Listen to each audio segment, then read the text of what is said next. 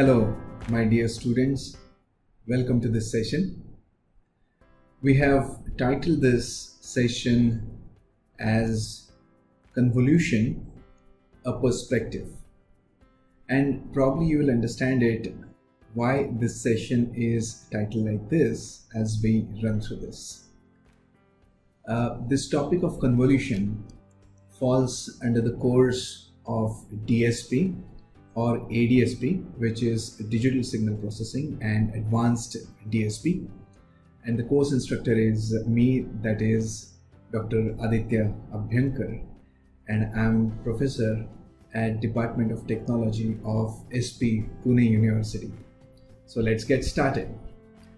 In DSP and in Advanced DSP, we have been talking about a special class of systems which are known to us as LTI systems, or systems which are linear and time invariant systems.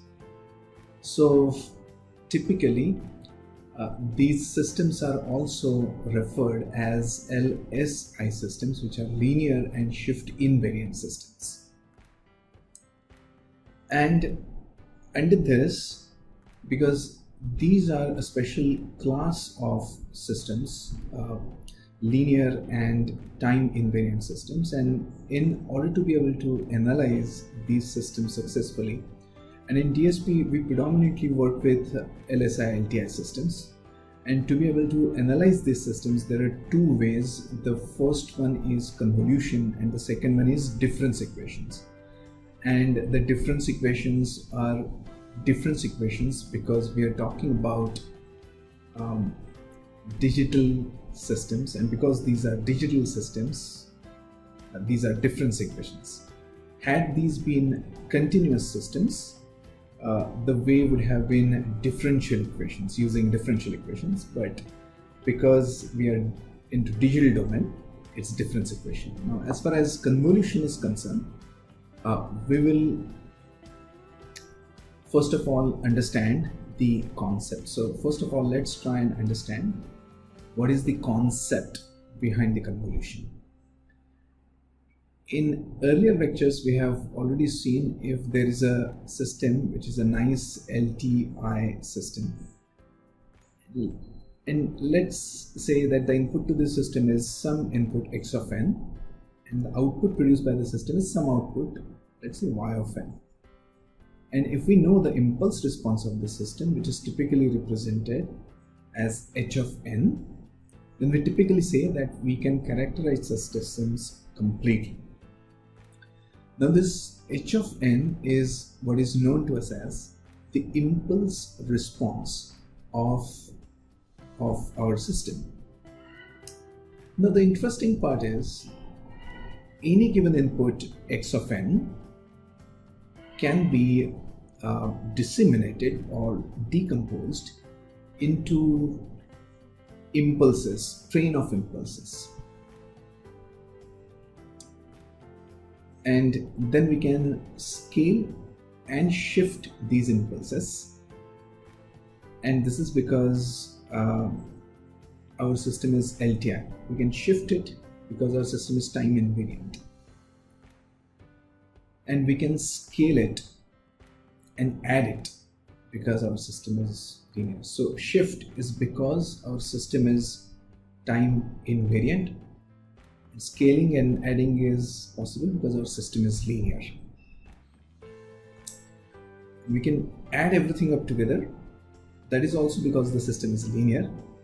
So it's a very interesting and very unique, important property of linear time invariant systems. And we can very nicely, neatly conceptualize this entire process that will lead us to convolution.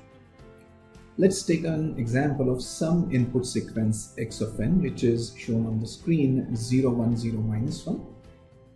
So x of n is the input to our LTI system. And this is just some input, some random x of n that I have taken, and the arrow over here indicates that its index n is equal to 0, and it's a finite impulse response, so there are only 4 finite number of elements 0, 1, 0 and -1, which are represented right over here on the graph. First, second, third and fourth element. X-axis is n, y-axis is x of n. What we're trying to say is any input can be decomposed into sequence of shifted impulses. So the first element, because the amplitude is 0, this can be written as 0 into delta of n. The second element at n is equal to 1, because the amplitude is equal to 1, can be written as 1 into delta of n minus 1, where delta n minus 1 is the impulse shifted towards right side by 1. Third, because the amplitude is 0, we're talking about this one, amplitude is 0, so it's can be written as 0 times delta n minus 2. Impulse shifted towards right by 2 samples, delta of n minus 2. The last and the fourth element can be written as, because the element the amplitude is -1 times delta of n minus 3. So this is step number 1. So the same x of n is decomposed into shifted impulses, and now the same x of n can be formed by adding all of these. So the first sample, and the second sample, the third one, and the -1 times delta n minus 3, so it should be -1 over here. Towards the end, we can add all of these, the scale and shifted impulses. So x of n is a combination. The last element should be -1 times delta n minus 3. And this addition is possible, and the scaling up of these impulses is possible because system is linear, so it follows both additivity and homogeneity property. That's why we can scale and eventually add them. And because our system is time invariant, it's possible to shift these impulses and then eventually add them. So what we are trying to figure out is how convolution, and all of this that we have discussed so far can be encapsulated in this way.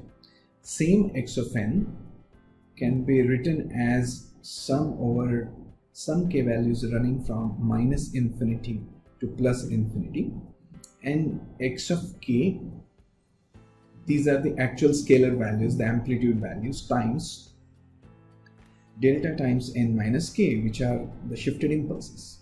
And this is a very generic formula. Using this formula, we can represent any x of n. It doesn't matter what is the nature of x n. It could be causal, non-causal, because we have taken the summation from k running from -infinity to +infinity. Recursive, non-recursive, any x of n can be neatly represented using this particular formula. Because delta n minus k is what is known to us as shifting of the impulses, and the shifting of the impulses is possible because we are talking about time invariant systems. This x of k is scaling up the actual amplitudes, so scaling, and this has got something to do with the homogeneity property of the system. And this summation or addition, we are adding all the multiplications, is because of the additivity property of the system. And both these, additivity and homogeneity together, we get these properties because the system is linear. And when we combine these two, we're talking about system which is LTI, that is linear and time invariant. So just a reminder that convolution is possible because we are talking about LTI systems. Now, does this mean that convolution is not possible for non-linear systems? Well, we'll be talking about this in subsequent video lectures, and that's why we will not delve into that discussion in this particular video. Moving forward, let's recapture all of this once more just to understand how convolution. Step 1 we have seen decomposition of x of n into shifted impulses. Now here step number 2, as can be seen on the screen, we bring in this concept of h of delta n, and then everything gets encapsulated in this formula, which is step number 3. And this formula is possible because of two important properties: linearity and time invariance. So because the system is linear, it follows superposition theorem. And the second one is time invariance. And that's why shifting of the impulses will not have any impact on the output produced by the system, and thus convolution. So how? Let's try and understand that now. Let's say we are talking about some system, which is an LTI system. And so this is my LTI system, and it's completely characterized by its impulse response. And let's call that impulse response as h of n, and this sum system is capital H. This system gets excited by its input x of n, and it produces some output. We call this output as y of n. Now we can very well write down that output of the system y of n is equal to, using the same gist of the convolution summation. So this y of n is the system h operating on the input x of n. But we also know that x of n can be written like this: series of shifted and scaled impulses. So this h will operate on this entire thing, summation k running from minus infinity to plus infinity, x of k times delta n minus k. And then we also know that x of k is only a scalar for all different values of k, and that's why we can bring that outside the purview of our system, and then system h will operate only on delta of n minus k. So we can write this as y of n is equal to sum running from k values minus infinity to plus infinity x of k, just scalar values, into h operating on delta n minus k. I hope this is clear in the minds of students. This is important. And since these impulses are represented as h of n, we replace delta n minus k, or h operating on delta n minus k, by h of n minus k. And if we do that, then the same formula essentially becomes the formula for convolution. So let's write that down. And for that, let me get rid of the system on top of the screen so that we will create the space for writing down the formula for convolution. So I'm just rubbing off the figure on top of the screen in order to be able to write down the final formula of convolution. So replacing delta n minus k by h of n, we can write down y of n to be equal to sum of k values running from minus infinity to plus infinity, x of k times, now this h operating on del n minus k gets replaced by h of n minus k. That's what it essentially boils down to, and this is the formula for convolution and thus convolution. So we started off with how convolution, and we have arrived at the formula of convolution, and we can now say thus convolution, a very important property of linear and time invariant systems. This is the final formula for convolution.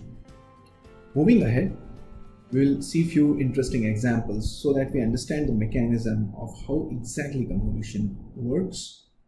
So let's look at few interesting examples. Now we look at few examples of convolution. Let's write down once again the formula of convolution, y of n, which is the output of the system, which is equal to sum over k values running from minus infinity to plus infinity, x of k into h of n minus k. This whole formula is represented also as y of n to be equal to x convolved with h. So this is the sign for convolution.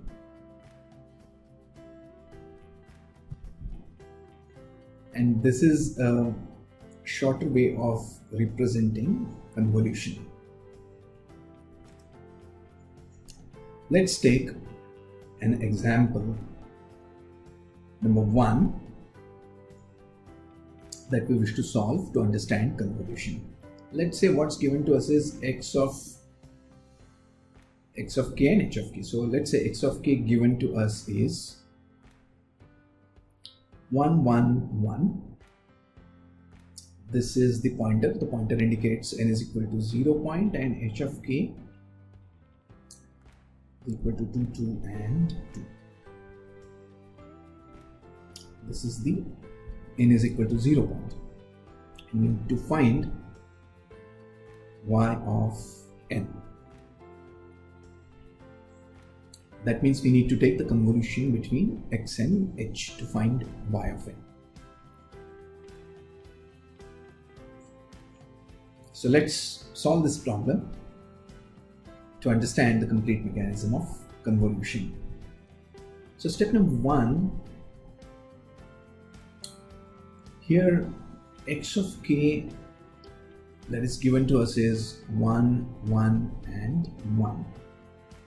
And h of k is equal to 2 2 and 2.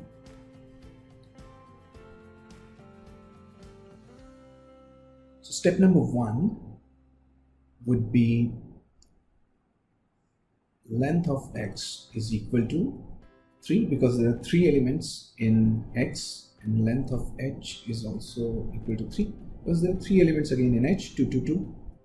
So the length of output y that we're trying to find out is equal to length of x plus length of h minus 1. So in this particular example, length of y is equal to 3 plus 3 minus 1, which is equal to 5. Step number 2 is we need to find out the starting point in the output sequence y of n. Now we know that in x of k, the sequence starts at n is equal to 0. That is the starting point. And h of k, the sequence also starts at n is equal to 0. So these are the starting points of the given two sequences. So we represent the starting point as n of x to be equal to 0. And n of h is 0 because h also starts at n is equal to 0. And typically in convolution sum, the starting point of the output y, which is n of y, is equal to n of x plus n of h. So in our case, it will be 0 plus 0 is equal to 0. So the output sequence will also start at the index of n is equal to 0. So what that essentially means is y of n that we intend to find out will start at n is equal to 0. And how many elements it will have? 5 elements, because the length of y is 5. So 1, 2, 3,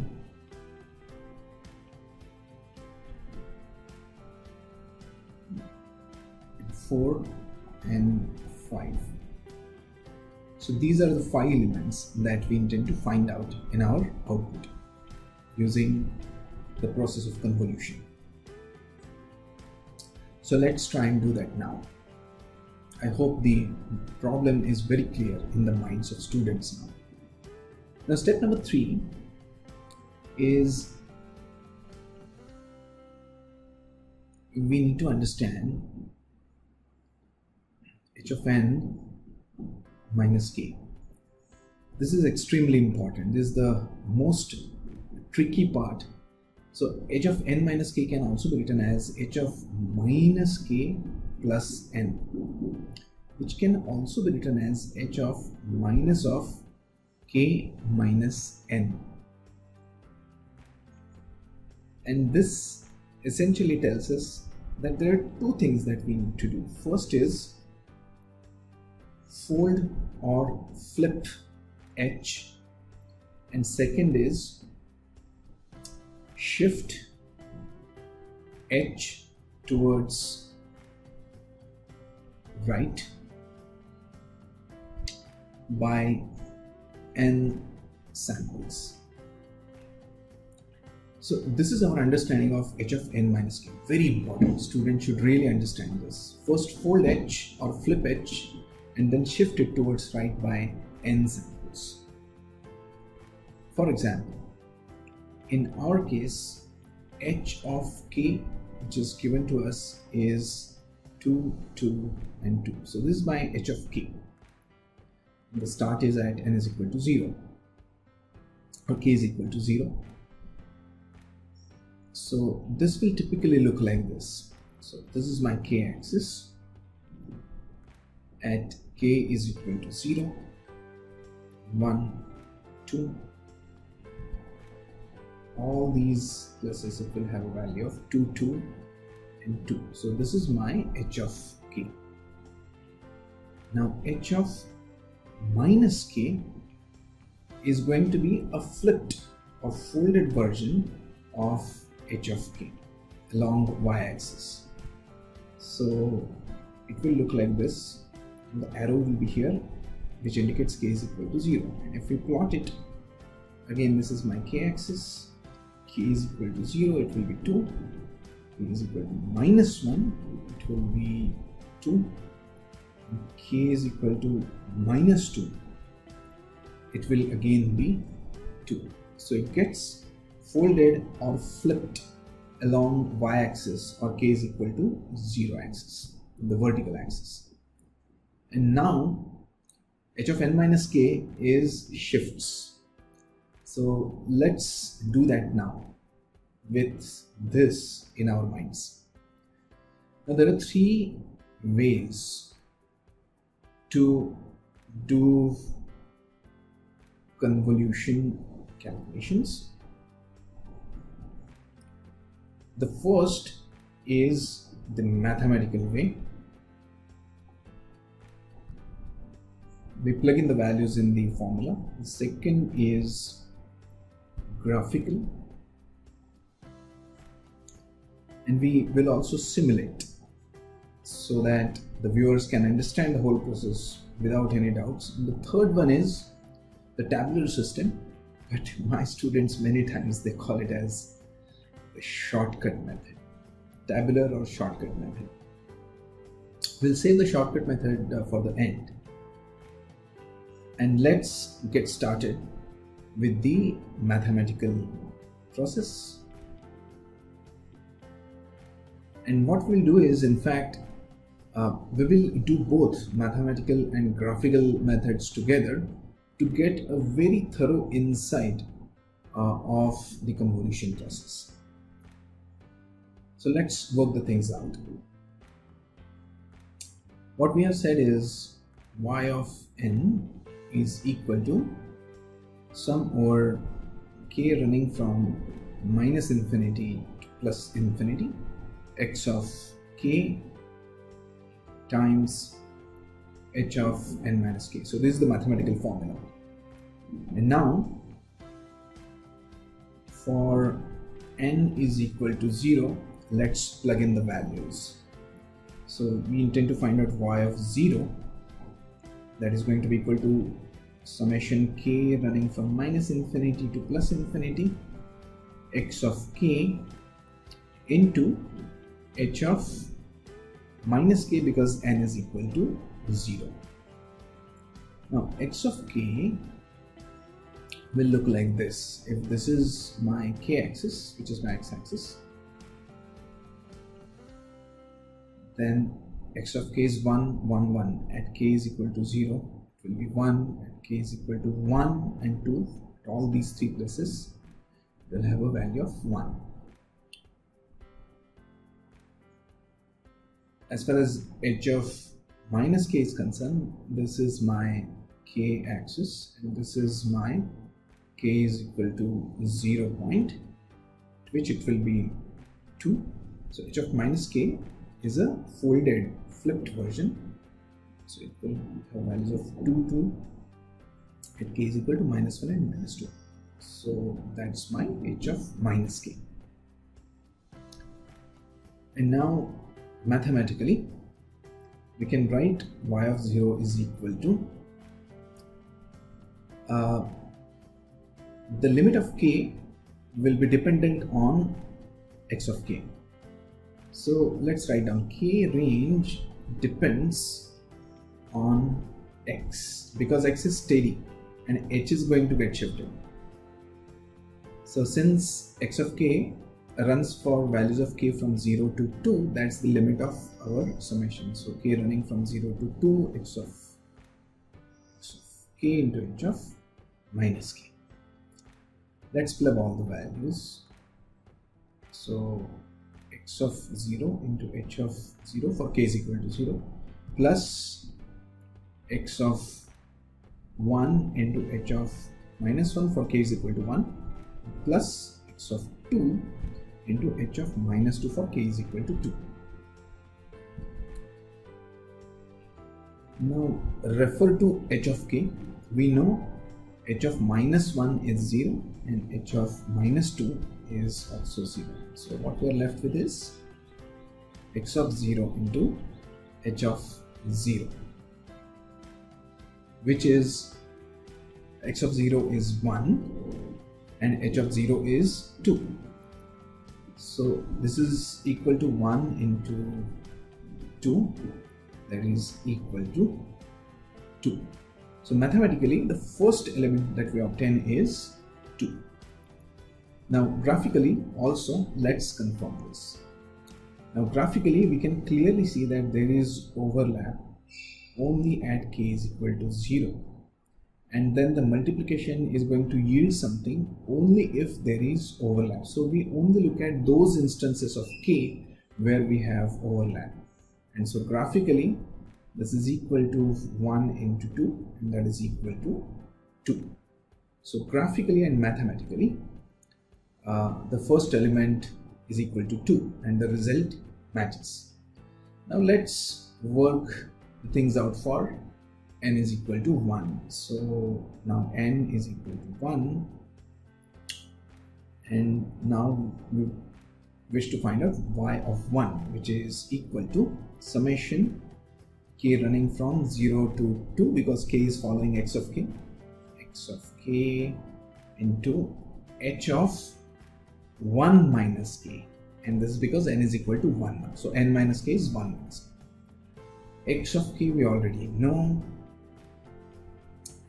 For k is equal to 0, it is 1, and it's 1 at k is equal to 1 as well as 2. We already know this. Now as far as h of 1 minus k is concerned, it is h of minus k plus 1, which is equal to h of minus of k minus 1, which essentially means, and we have already seen this, that this is this minus sign indicates fold h, and this k minus 1 indicates shift that folded version towards right by 1 sample. So first fold and then shift towards right by 1, and by 1 because n is equal to 1. And so if this is my k-axis and if this is my k is equal to 0 point, then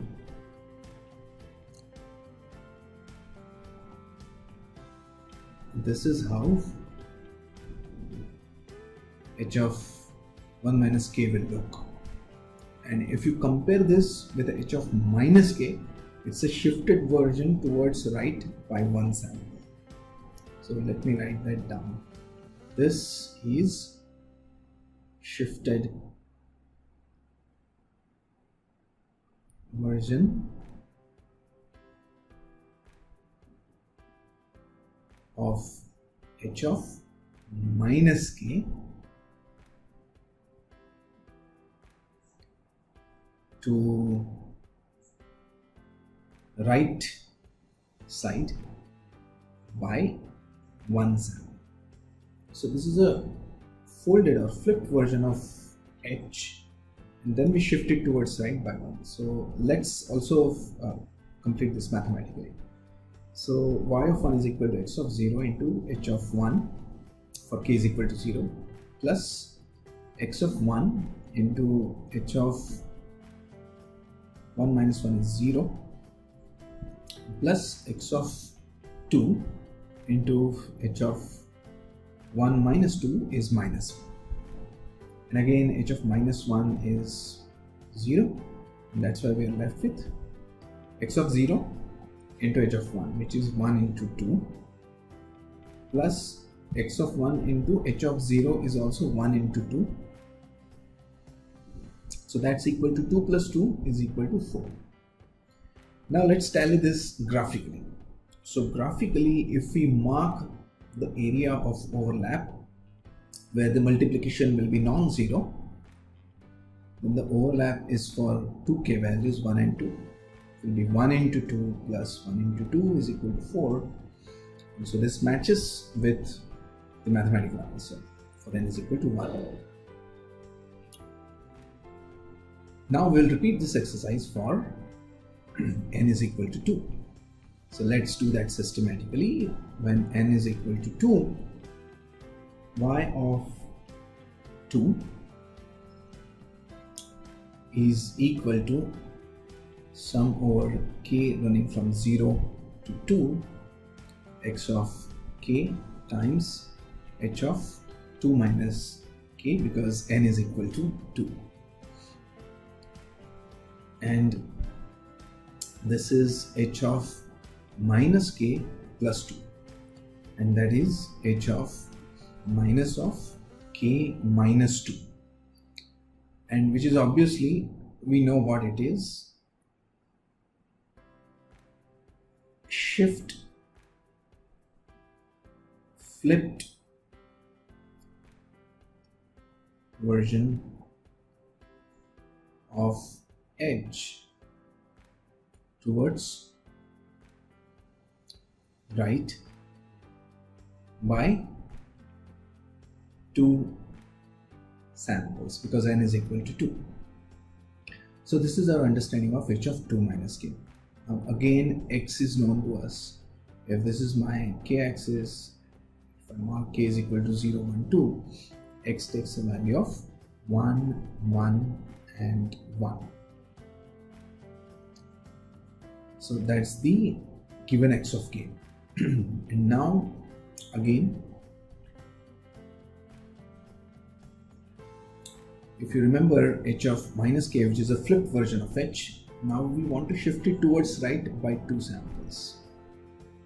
So compared to the earlier one, which was h of 2 minus, which was h of 1 minus k, which is shown over here, we'll shift it towards right by 1, and that will give us h of 2 minus k. So what we see on the screen now is h of minus k. We'll shift this h of minus k towards right by 2 samples. When we do that, what we get is at k is equal to 0, 1 and 2 is my k-axis. At k is equal to 0, 1 and 2, the values will be 2, 2 and 2, and this is my h of 2 minus k. And I want students to really understand. So just to clarify the concept, let me once again draw h of minus k, which is the flipped or folded version of h. So if you recollect, This is how the flipped version actually looked. At k is equal to 0, -1 and -2, it had the values of 2, 2 and 2. So this was h of minus k. Now what we are saying is, to this flipped version, we have to shift it towards right by 2 samples. That's what we are saying. So if this is k is equal to 1 and 2, so whatever that we had at k is equal to 0, it gets shifted towards k is equal to 2. Whatever we had at k is equal to -1, it will move to k is equal to 1. And whatever we had at k is equal to -2, it will move to k is equal to 0. And that's why we get h of 2 minus k. The whole h of minus k got shifted towards right by 2. I hope this is very clear. This is important, my dear students. And now let's do the math part. In mathematical formula, let's plug the values of k. So y of t is equal to x of 0 into h of 2 minus 0, which is 2, plus x of 1 into h of 2 minus 1 is 1, and plus x of 2 into h of 2 minus 2 is 0. 2 minus 2 is 0. If you plug those values, it will be 1 into 2 plus 1 into 2 plus 1 into 2. That is equal to 2 plus 2 plus 2 is equal to 6. And we can confirm this graphically. Let's mark the area of overlap. So overlap is for all the 3 instances of k, 0, 1, 2.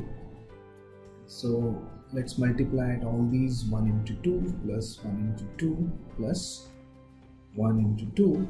The total is 6. And once again, the graphical result matches with the mathematical result. Now let's quickly move on and repeat this exercise for n is equal to 3 and 4, 2 more elements to find. So at n is equal to 3, y of 3 is going to be equal to sum of k running from 0 to 2, x of k into h of 3 minus k, because n is equal to 3. Now h of 3 minus k is h of minus k plus 3, which is h of minus of k minus 3. And we already know what that means. This is nothing else but shift the flipped or folded h towards right by how many samples? 3 samples, because n is equal to 3. And again, if this is my k axis and this is my k is equal to 0 point, so this is the original x that is given to us, 1, 1 and 1, x of k. The h of k is given to us, and if you remember the flipped version of h of k, which looked like this, it had values of 2, 2 and 2 at k is equal to 0, minus 1 and minus 2. What we are saying is, this h of minus k, we want to shift it towards right hand side by 3 samples, because n is equal to 3. So when you do that,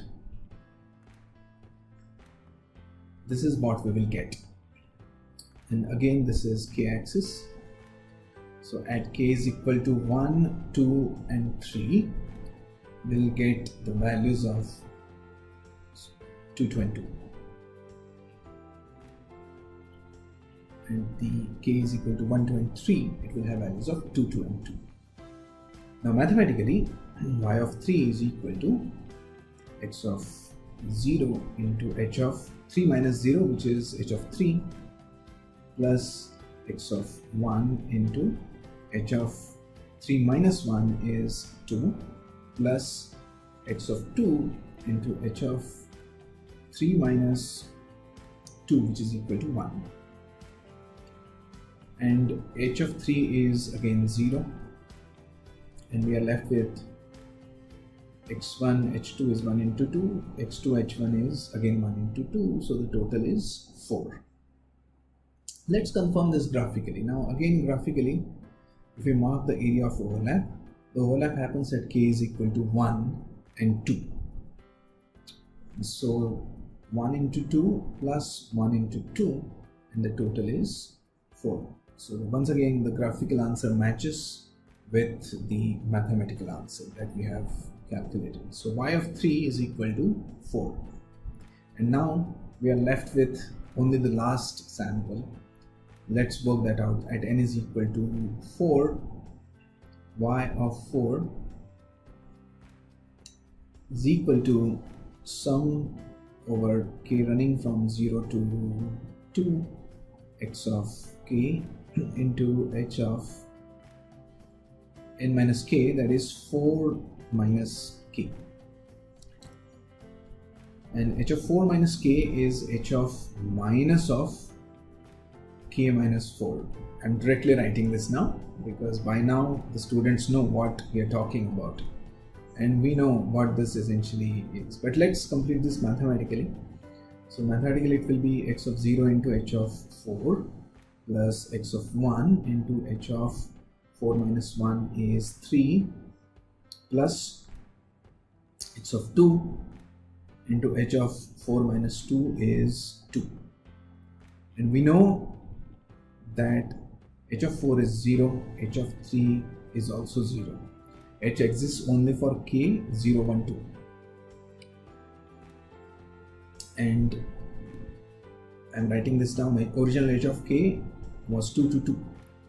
So it had its range or scope from k is equal to 0 to 2. So beyond 2 and before 0, no values. And that's why h of 4 and h of 3 both are 0. I hope this is clear. Now we are left with x of 2 into h of 2, which is 1 into 2. So this will be equal to 2. So y of 4 is 2.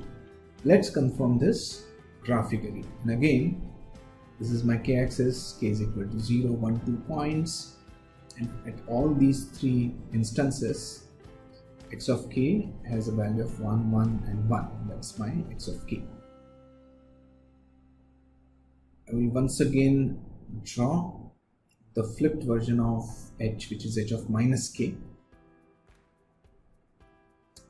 So at k is equal to 0, minus 1, minus 2, it has values of 2, 2 and 2. So this is my h of minus k. And what we are saying is h of 4 minus k is the flipped version of h, which is h of minus k, and shifted towards right by 4 samples. And when we do that, this is my k-axis, and then what we get is at k is equal to 2, 3 and 4, we have values of 2, 2, 2. So that's my h of 4 minus k. So only one sample at which overlap happens, and it will be 1 into 2 is equal to 2. So graphical answer once again matches with the mathematical answer. So this 2 matches with this 2 for n is equal to 4. Similarly, at n is equal to 3, this mathematical 4 matches with the graphical 4. At n is equal to 2, 6 matches with 6. At n is equal to 1, the graphical 4 matches with the mathematical 4. And at n is equal to 0, this 2 matches with this 2. And now we can fill in those blanks. So on this slide, let's fill in these 5 dots. So 2, 4, 6, 4 and 2. So these are the 5 values in output sequence y of n that we have calculated, and this is the final answer. Now let's also work this out using tabular method. And in tabular method, it's much shorter way of doing the calculations, and that's why my students, they call it as shortcut method. This gives us faster answer. However, the mathematical and graphical method, it gives us the actual feel of the entire convolution process, and we understand how convolution unfolds. Now in tabular method, what we do is we arrange the x values in this direction, which is 1, 1 and 1. Now we arrange h along this vertical direction, it's 2, 2 and 2, and now we take element by element multiplication. So this will be 2, 2, 2 and then 2, 2, 2 and 2, 2 and 2. And then we do the diagonal slicing, which looks like this. And then we add all the values in that particular diagonal slice. So y of n can be written as this 2 comes over here, so it's 2.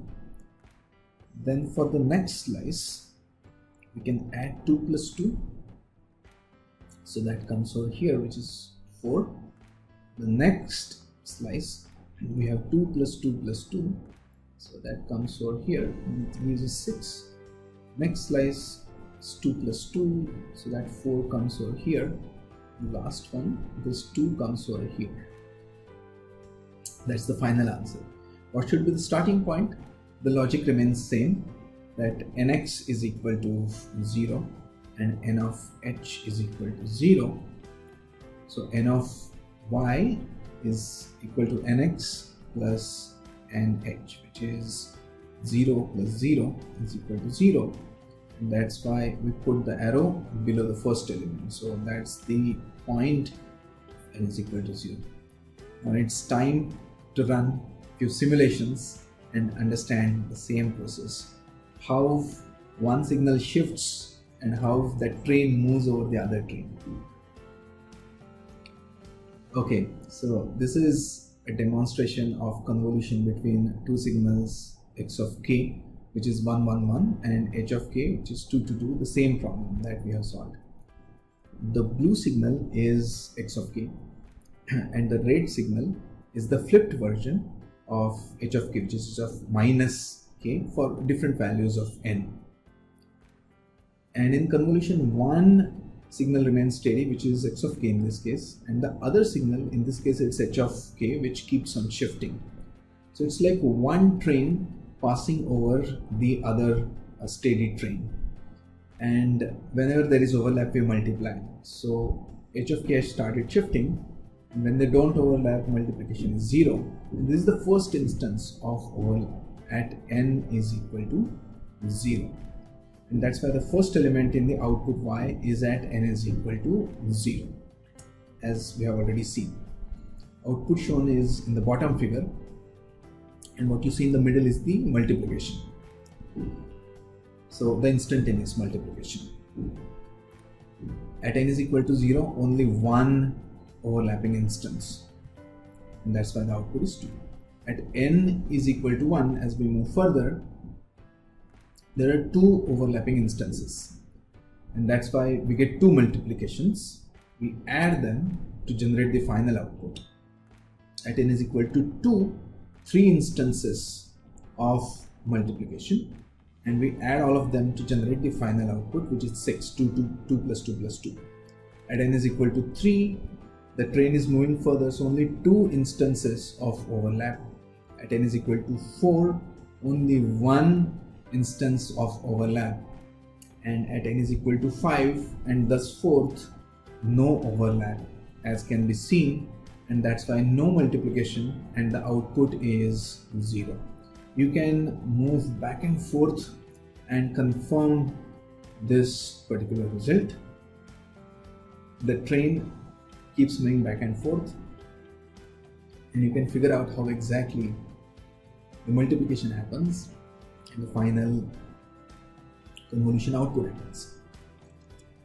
This is a demonstration of the same example showing that convolution is commutative. So it's possible to flip any out of the two signals. Now in this particular case, we have flipped x.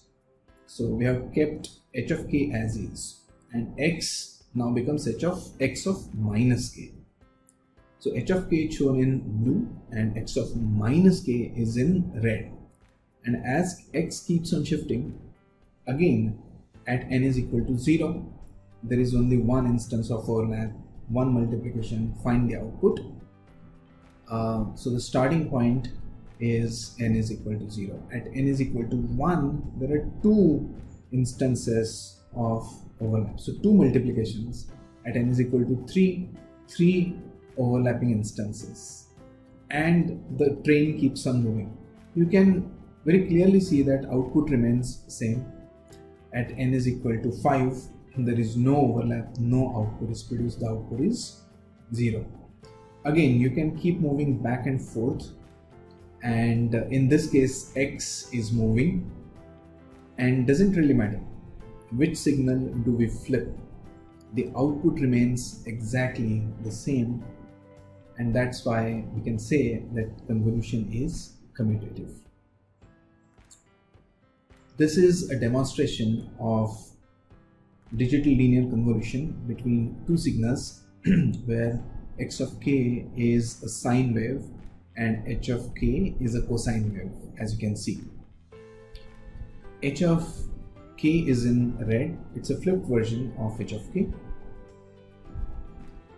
And in blue is what we have is x of k, which is my sine wave. And as we keep shifting h of minus k for various values of n, the first overlap happens at n is equal to 0. But sine of 0 is 0, and that's why the multiplication produces no output, output is 0. And then as we keep shifting for n is equal to 1, 2, 3, 4, and so on, we get multiple instances of overlap. We can add them and then produce the final output of convolution. This can be seen. The convolution is the bottom figure, multiplication is the middle figure.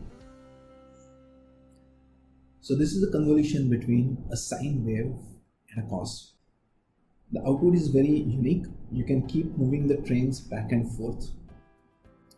The output is very unique. And I will encourage students to look into what the output is called as, the convolution between the sine wave and the cos wave. Okay, now we will look at few convolution examples. Now we look at one more example of convolution. Let's call it as example number 2. Let's say we have been given x of k to be equal to 3, 2, 1, and there is arrow at 3 which indicates n is equal to 0 point. So if we plot k-axis, and this is k is equal to 0, value is 3, at k is equal to 0, at k is equal to 1 it is 2, at k is equal to 3 it is 1. So this is my x of k.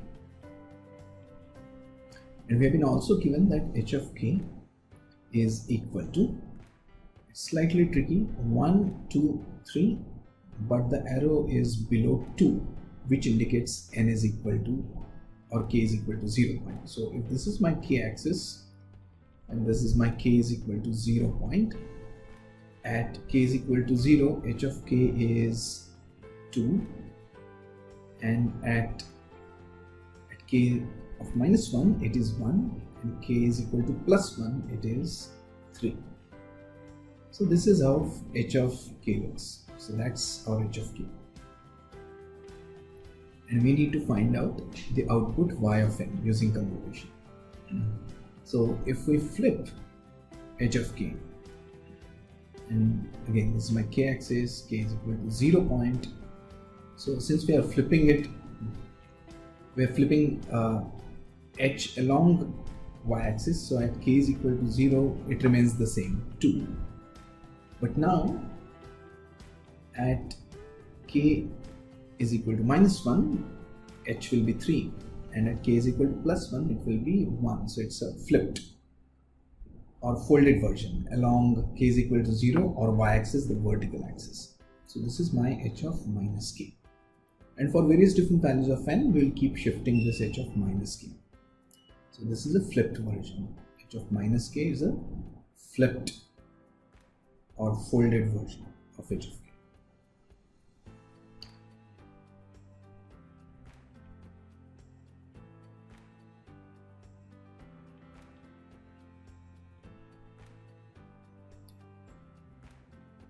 If you look at the starting point of n of x is equal to 0 and n of h is -1, that's why n of y is equal to n of x plus n of h. And in this case this will be 0 minus 1 to be equal to -1. So the starting point in our output y, the sequence starts at -1 index. Naturally, if we want to focus on the first point, which is at n is equal to -1, it is going to look like this: h of -1 minus k, which is going to be equal to h of minus of k plus 1. And this essentially means that after flipping h, so let me write this down. I will use a slightly bold font. So this is nothing else but a flipped version of h, and it is k plus 1. So we are advancing. So we will advance or shifting towards left. By how many samples? By 1, because it is k plus 1. So h of -1 minus k is a flipped h advanced towards left by 1. So we need to shift this original h of -k towards left by 1. And this will help us get the first element, which is y of -1. Now what we will do is we will draw all the shifted versions of h for various different values of n. So let's say this is my k is equal to 0 instance, and first of all we will plot the input signal, which is x of k, and x of k is 3, 2 and 1. So this is x of k.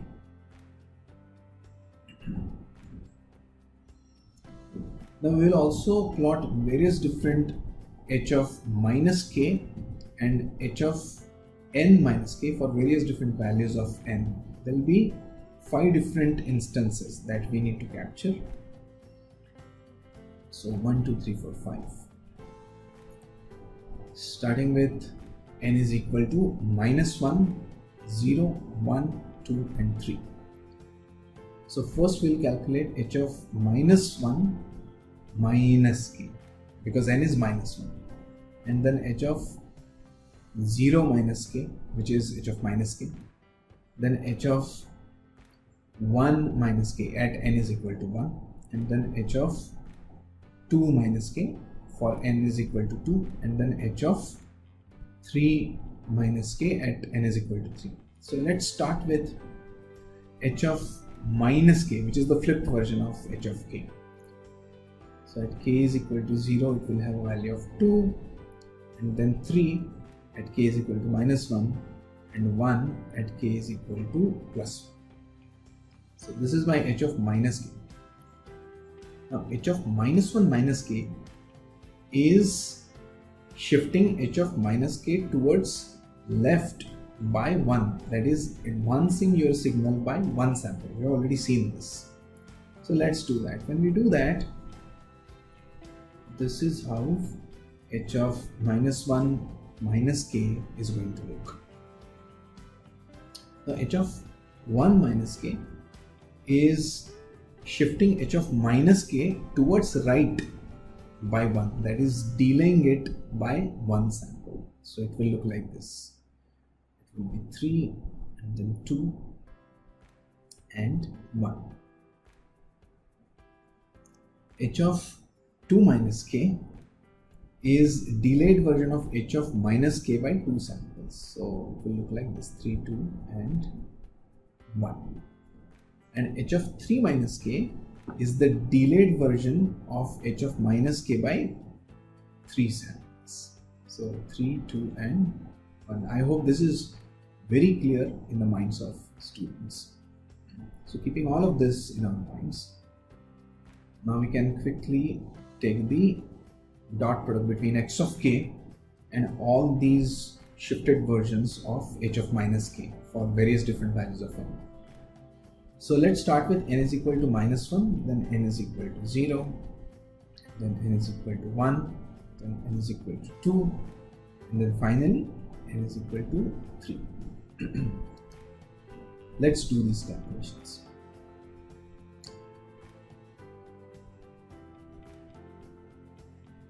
Y of -1 will be equal to summation k running from, k will again follow x of k. So k running from 0 to 2, those are the elements in x of k. So x of k into h of -1 minus k. And this will be equal to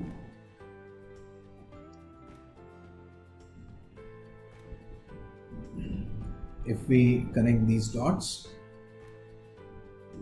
then y of -1 will be, this point is connected to this point, so it will be 3 into 1.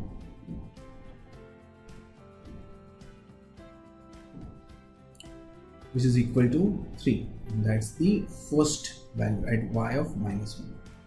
Similarly, at n is equal to 0, we'll get y of 0 to be equal to sum running from k is equal to 0 to 2 x of k into h of 0 minus k, which is h of minus k. Again, we'll connect the dots. There's overlap of 2 instances. So this point and this point with this. So that's the connect. So naturally what we get in y of 0 is 3 into 2 plus 2 into 2, which is equal to 6 plus 2, that is 8. At n is equal to 1, we get y of 1, which is equal to, it's pretty easy, you can see the pattern. Summation running from k is equal to 0 to 2 h of k into h of 1 minus k. You can see there are 3 instances of overlap. At k is equal to 0, 1 and 2. So this point connects with this point connects with this, and this point connects with this. So now in y of 1, what we get is 3 into 3 plus 2 into 2 plus 1 into 1.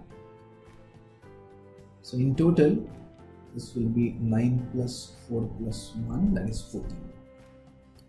Similarly, at n is equal to 2, y of t is equal to k running from 0 to 2, x of k times h of 2 minus k. And again, you can very well see that there is overlap for only 2 points. So let me use some other color. Connect this point, this point. Only 2 points where we have overlap. So this y of 2 will be equal to 2 into 3 plus 1 into 2, which is 6 plus 2 is equal to 8. at n is equal to 3, y of 3 is equal to sum of k running from 0 to 2, x of k into h of 3 minus k. Now, we have only one overlapping instance, so this point is connected with this point, and you can very well write down it's equal to 1 into 3, so is equal to 3. Y of 3 is 3. So these are the various different values of y: 3, 8, 14, 8 and 3. These are the output values that we typically opt.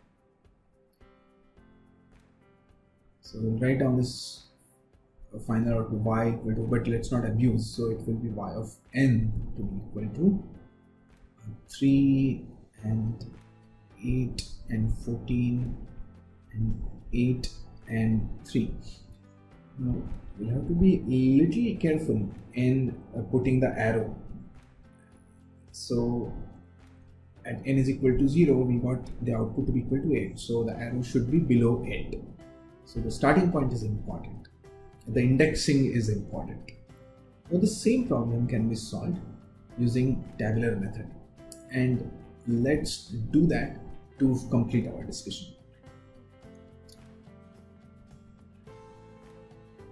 Now in tabular method, again there are two different ways of doing it. So in the first tabular method, it is very similar to the graphical method that we saw, and we can create the table for various different instances of k. So k will take values of -2, -1, 0, 1, 2, 3 and 4. We need to keep shifting h of k. Now x of k ranges from k is equal to 0 to 2, and the values of are 3, 2 and 1. So let's write them down. Now let's work out different values for different values of n. N is equal to -1, n is equal to 0, n is equal to 1, n is equal to 2 and n is equal to 3, and correspondingly we need to also figure out h of -1 minus k, then h of minus k at n is equal to 0, then h of 1 minus k at n is equal to 1, and then h of 2 minus k at n is equal to 2, and then h of 3 minus k at n is equal to 3. Let's write down these values. We have already worked these values out. Let's put those values in tabular form. Now h of minus k is a flipped version of h of k. So shifted version of that towards left will give us h of -1 minus k, 3 to 1. H of minus k is 3 to 1 at -1 minus 0 and 1 of k, and then we'll keep shifting it towards right for h of 1 minus k, and then h of 2 minus k, and h of 3 minus k will have 3 to 1 for k values of 2, 3 and 4. And now it's very clear. Students will definitely understand what we are trying to do over here.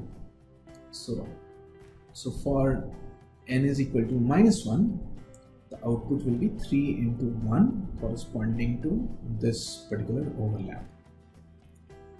So the first element is 3. The second element will have 3 into 2 plus 2 into 1. So the third element will be 3 into 3 plus 2 into 2 plus 1 into 1. The fourth element would be 2 into 3 plus 1 into 2. The last element is only one overlapping element corresponding to this 1. That 1 corresponds with this 3. So the last element will be 1 into 3 is equal to 3. And this is how we can calculate the elements and tally the values with the earlier mathematical and graphical method that we have worked out.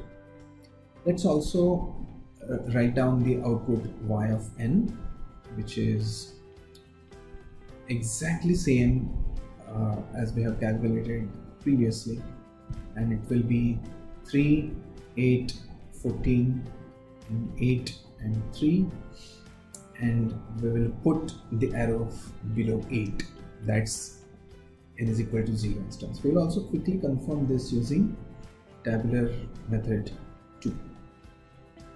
And as I have already mentioned, my students, they love calling this as shortcut method.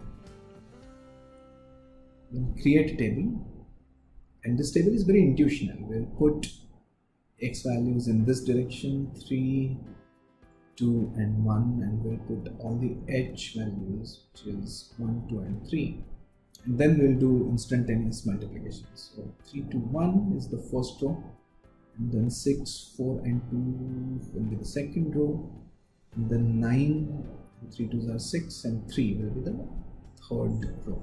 And then we do the diagonal slicing. So slices will look like this. So let me use some other color.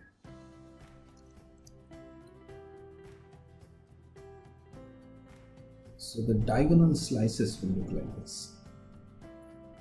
After the cross slices, you can write down output y of n. You can write it down as 3, and then second slice is 6 plus 2. The third slice is 9 plus 4 plus 1.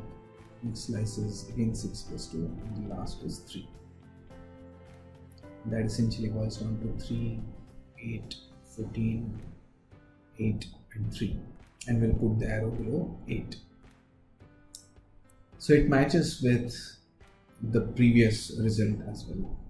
Although this method is quick and fast, this method not necessarily gives us the insight and the feel of the entire convolution operation, and that's why we have seen all the methods so that students will get benefited. I hope that all these methods will give students deep insight into how convolution and why convolution. Students are encouraged to solve as many problems as possible to get a good feel of the entire process of convolution, as convolution is extremely important in digital signal processing. Thank you.